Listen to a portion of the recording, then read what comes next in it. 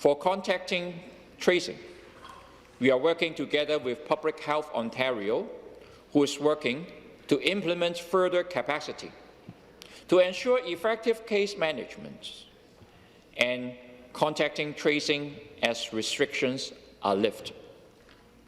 We have approximately 1,500 dedicated staff in public health units across the province doing case and contact management. In addition, there are over 500 staff from Health Canada, Ontario Health, and other federal and provincial departments who have been trained and reassigned to work on contacting tracing and provide surge capacity when required, bringing the total to over 2,000. Our government will continue to expand our strategy. This is our best defense against stopping the spread of COVID-19 as we safely reopen the province. For our loving seniors and elderly who have done so much for our province, you are on our minds every single day, and we are taking steps to protect your health and safety. For our seniors in retirement homes, we are taking additional steps to protect you. Our government has made amendments to Retirement Homes Act 2010 regulation and enabled the Retirement Homes Regulatory Authority, RHRA, to better support seniors living in retirement homes during the COVID-19 outbreak.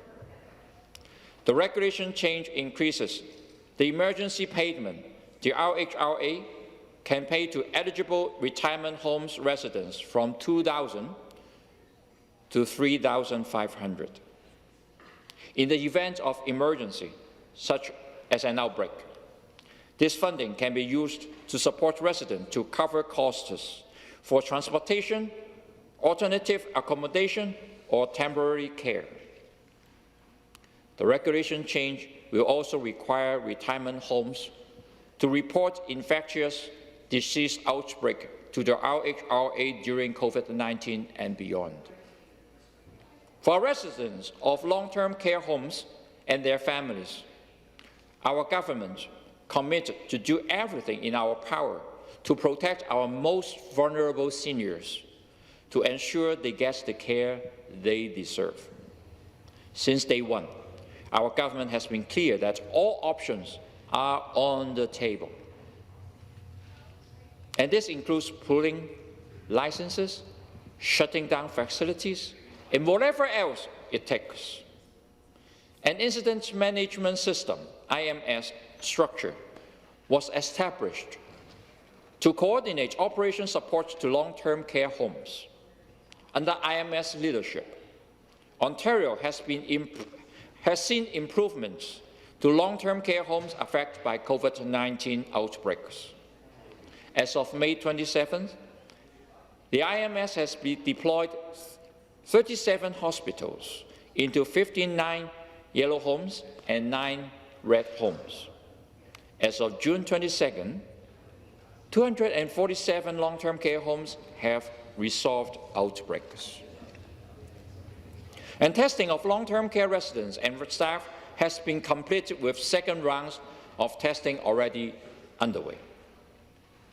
From the outset of this pandemic, we were all asked to make sacrifices, but we know for those families in congregate care settings, restricting visits has been very difficult.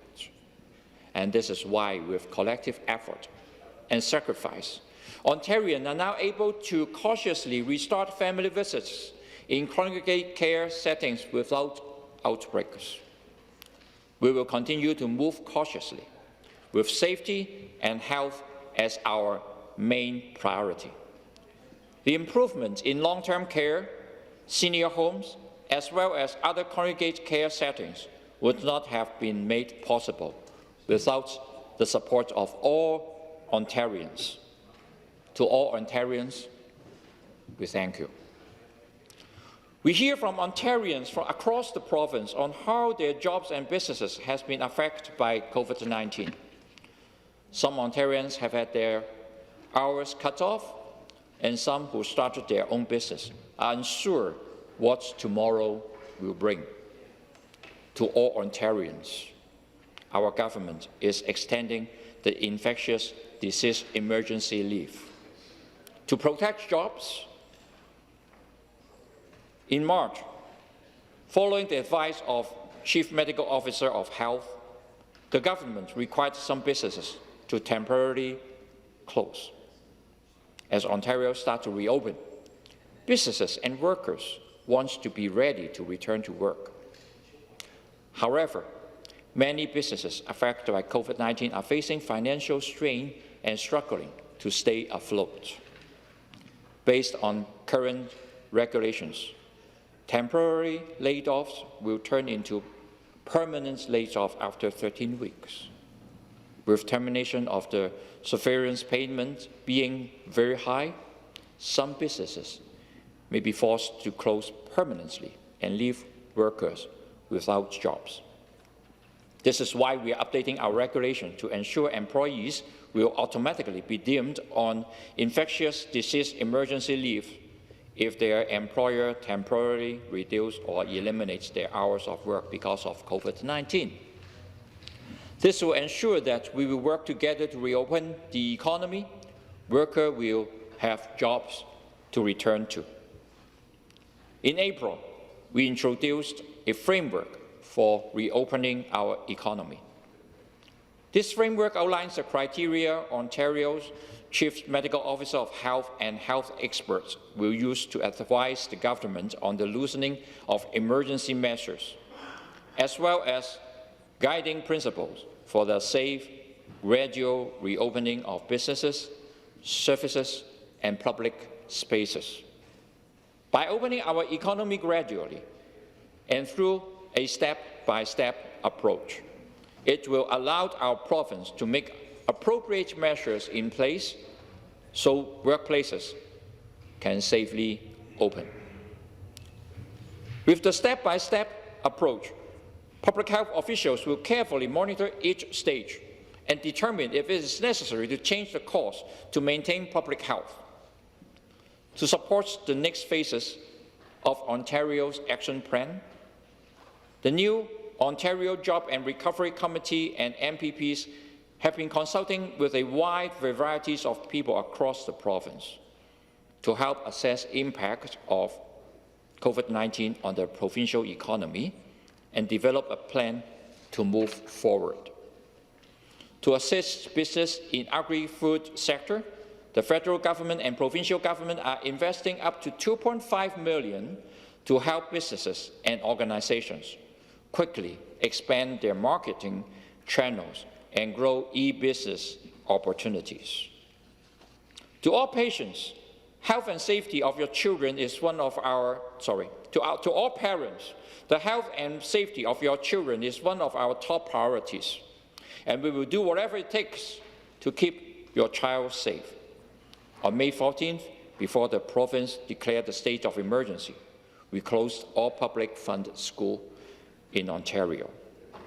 We know that we need to keep students safe, and we took immediate action to close all the schools. To ensure all the students are able to access internet, we work with partners and private sectors to make home learning more accessible. Mr. Speaker, we have heard and said it so many times. This is truly an unprecedented time, an uncertain time in our province where we are dealing with a deadly virus who is affecting or have affected our families, our business, our friends, and our loved ones. Since the beginning, since our province first identified our first positive case, our government has worked tirelessly to ensure all Ontarians are protected. Everything we have done to date is for the people. And this is why I'm standing here today supporting the motion to extend the state of emergency. Thank you, Mr. Speaker. Thank you.